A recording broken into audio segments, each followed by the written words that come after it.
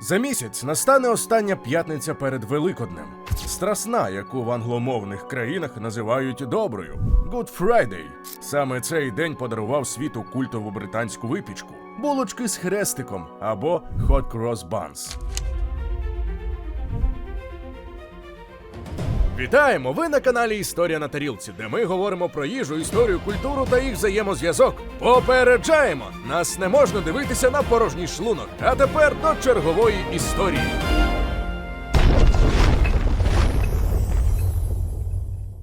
Для дітей із англомовних сімей ці булочки – це частина дитинства. Причому знайомство відбувається не лише завдяки смаку, а й завдяки дитячому фольклорові. Існує популярна пісенька з таким текстом. Hot cross buns, 1 a penny, 2 a penny, hot cross buns. If you have no daughters, give them to your sons. 1 a penny, 2 a penny, hot cross buns. Чи не здається вам, що це нагадує базарних принаджувачів? Власне, так воно і є. Сучасна дитяча пісня бере початок від справжніх торгівельних вигуків лондонських вуличних продавців. Текст за 3 сторіччя майже не змінився, хоча кожен торговець міг імпровізувати на свій лад. 1 a penny, 2 a penny, hot cross buns. Історики датують першу письмову згадку про цю пісню 1733 роком. Тоді в сатиричному виданні «Бідний Робін» опублікували один із варіантів цього торговельного вигуку. А за 30 із гаком років 1767-го газета The London Chronicle уже надрукувала цей текст як дитячу пісеньку. Хвилинка уваги для тих, хто ще не підписаний на наш телеграм-канал. У нас там не тільки анонси нових відео, а ще й безліч цікавих історій і фактів, які ми не публікуємо на Ютубі. Посилання у описі і прямо зараз на екрані.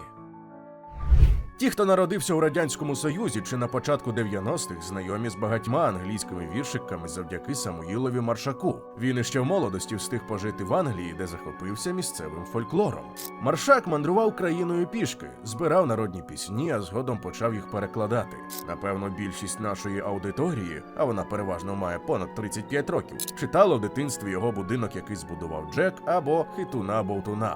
А цю пісеньку переклав не він, а його онук, тому переклад часто приписують саме діду. Знайти переклад українською нам не вдалося, тому ми зробили його самостійно. Як гадаєте, підходить? Булочки хрестові, пенні і 2 булочки твої. Як дочки не маєш, то купи для сина булочку хрестову навесні.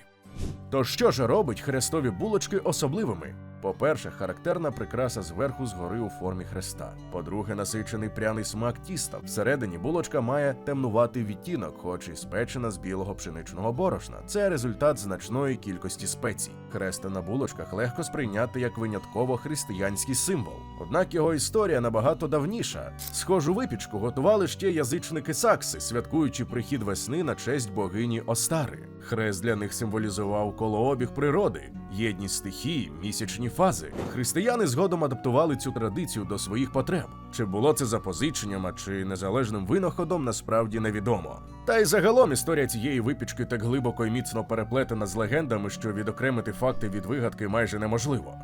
За однією з версій, автором рецепту став чернець Томас Роткліф, який 1361 року спік такі булочки в монастирі Сенто-Олбанс і роздав бідним на Страсну п'ятницю. Доказів немає, та за легендою саме відтоді ці булочки асоціюють з благодійністю. Утім, офіційно прив'язати випічку до церковного календаря вирішили аж з Тюдорів. Єлизавета І навіть видала указ – продавати булочки дозволялося лише на Різдво, Страсну п'ятницю і похорони. Мета – надати їм сакрального статусу. Порушників карали конфіскацією товару, який, до речі, теж роздавали нужденним. Черговий спосіб продемонструвати християнські чесноти на практиці. Справжня популярність прийшла у 18 сторіччі. Тоді вуличні торговці вже становили окрему касту, продаючи все підряд, особливо їжу. Булочки вони купували у пекарів, а потім ходили вулицями, вигукуючи свої рекламні гасла. Для підлітків це був спосіб заробити на розваги, наприклад, на традиційний грінвіцький ярмарок після свят. Хоча на гравюрах того часу торговців зазвичай малювали літні мечі людьми старшого віку. Навколо булочок виникла ціла система повір'їв. Повісьте одну на кухні у Страсну п'ятницю, і вона не зіпсується цілий рік, як тіло Христове не підлягало тлінню. Цю булочку міняйте щороку, а впродовж року з неї можна готувати цілющі настої. Хрест на ній відганяє нечисту силу, оберігає від вогню, покращує всю випічку у домі. Морякам варто брати такі булочки у плавання, як оберіг від катастроф. І тощо. Ідею ви зрозуміли. До речі, а чи не схожі ці англійські традиції на наші українські? Наприклад, Олекса Воропай у першому томі звичаїв нашого народу описує, як на Київщині і лівобережжі України господині пекли хрестопоклінний хліб. Цим хлібинам надавали форму хреста. Їх могли зберігати в коморі аж до часу посіву зернових культур, а також або цілком закопували в землю на полі перед початком сівби, або ж частину спершу з'їдали після молитви. Куштуючи хрестопоклінний хліб, люди просили Бога про здоров'я, довголіття і добрий урожай. Дехто вигадував і свої додатки до традицій. Наприклад, Воропай записав розповідь від Тимоша Чорнія, котрий розповідав, як його мати пекла щороку 4 хрестові хлібини для нього, його братів і батька, і клала всередину однієї гроші. Коли вони виїжджали на поле, то розламували ці хлібини. Хто знаходив гроші, той мав щастя, і саме йому припадало право починати сівбу. А тепер, коли ми відпочили душею вдома, то пропонуємо повернутися до Англії. Адже там існує навіть зворушлива легенда про вдову з часів наполеонівських воєн. Її син матрос обіцяв повернутися до Великодня і з'їсти улюблену булочку. Мати спекла, проте син загинув у морі. Щороку жінка пекла нову булочку і підвішувала її до попередніх. Після її смерті цю сумну колекцію виявили, а 1848 року на місці її будинку відкрили паб «The Widow's Son», тобто син вдови або ж вдовиченко. Традицію підвішування булочок там підтримують і досі, адже кожен англійський паб має свою легенду.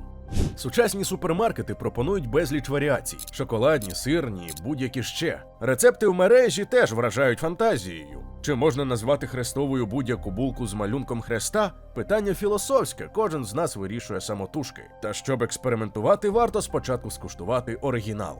Ми попросили Тетяну Ярову, ви пам'ятаєте її з випуска про торт Захер, приготувати автентичні булочки. Детальний 10-хвилинний рецепт знайдете на її каналі за посиланням у описі, а ми покажемо короткий варіант.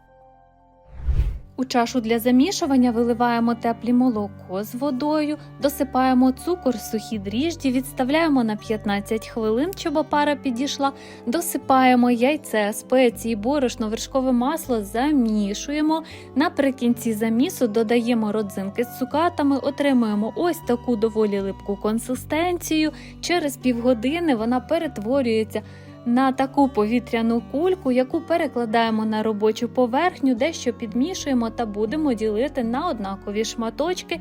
Допомогти в цьому можуть ваги або ділимо на око. Класичний варіант передбачає поділ на 12 шматочків. Я готую 20, щоб вони були трішки охайніше. Перекладаємо на деко, залишаємо на годину, після чого готуємо намазку на булочки. Це класична борошняна намазка, її найзручніше наносити за допомогою кондитерського мішка. Коли булочки підійшли, перекладаємо в мішечок та наносимо. Відправляємо булки випікатись, тим часом мед розмішуємо з водою для того, щоб вмивати булочки, та готуємо цукрову пасту для сучасної намазки на булочки. Готові булочки вмили медовою водою, нанесли хрестики цукровою пастою. Ви можете порівняти результат, спробувати та посмакувати. Дякуємо, Тетяно. Слово «хот» у назві не випадкове, адже булочки найкращі свіжоспеченими. На другий день іще можна їсти, якщо зберігали в герметичному пакуванні, а далі краще щось із ними придумати. Та перше, ніж вирішувати, що з ними робити, треба їх спекти, тому наполегливо радимо це спробувати. На сьогодні це все. З вами, як і завжди, була команда «Історії на тарілці». Якщо вам сподобалося це відео, то будьте ласкаві, підтримайте нас у коментарях. До зустрічі, друзі!